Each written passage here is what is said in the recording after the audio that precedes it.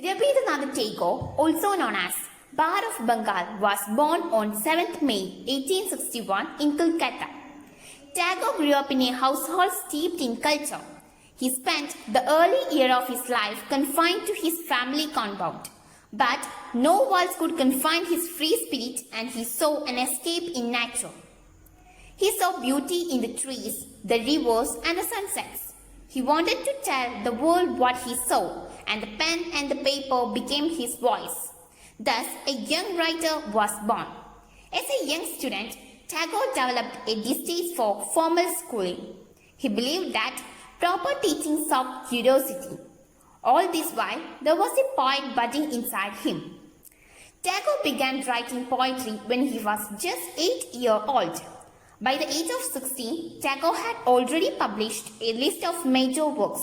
Jokingly, he declared that these were the lost works of a 17th century poet. The best part, experts believed him.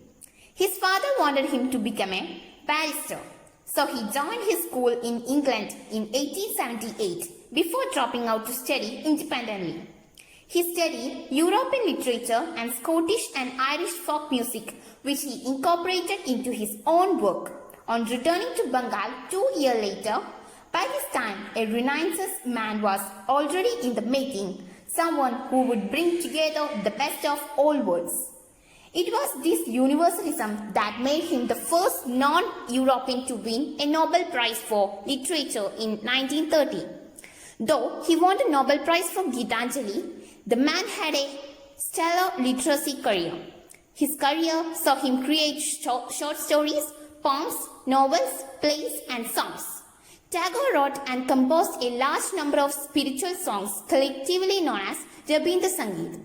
Tagore has been a huge influence in many peoples. His composition, his rhythms, his writing pieces are so relevant that it matches with the day-to-day way of thinking. Choosing a song out of his 2000 songs is nearly impossible. He has such an amazing and vast collection of songs.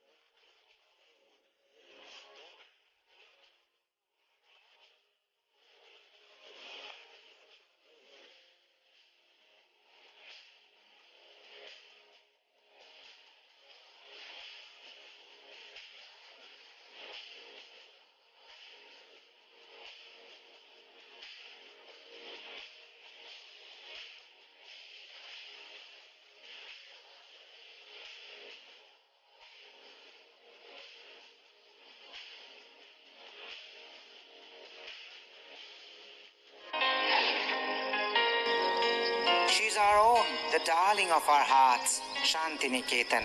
In the shadows of her trees we meet, in the freedom of her open sky. Our dreams are rocked in her arms. Her face is a fresh wonder of love every time we see her, for she's our own, the darling of our hearts.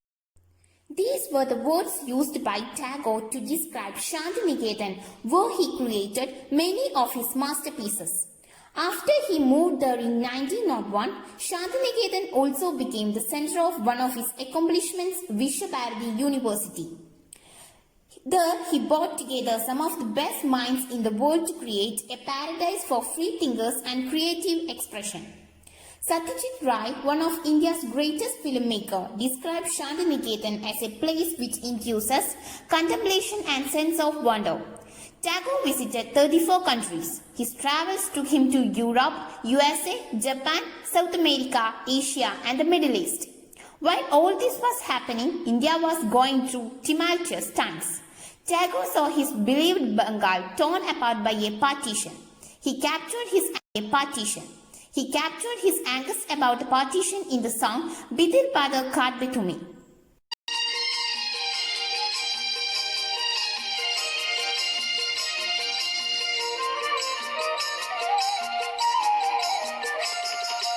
Bidil Pada